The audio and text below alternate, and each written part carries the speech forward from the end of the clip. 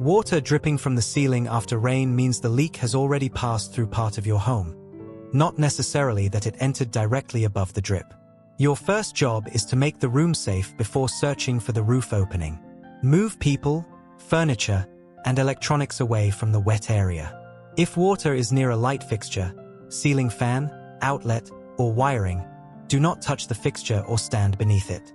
Switch off the affected circuit at the electrical panel only if you can reach the panel safely without entering water. Otherwise, contact emergency electrical help. Place a container beneath the drip and watch the ceiling.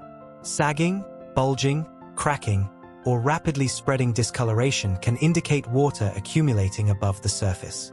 Keep everyone away from that section because wet ceiling material may collapse without warning.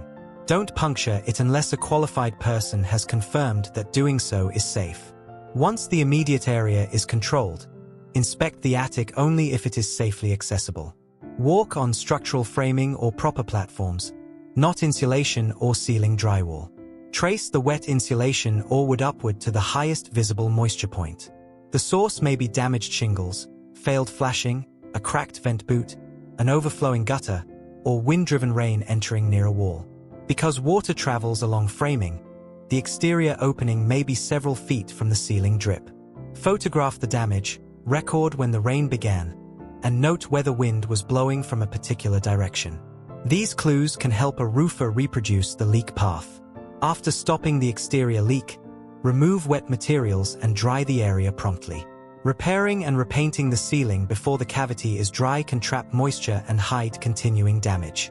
Comment whether the water is near a light fixture, exterior wall, chimney, or the center of the room.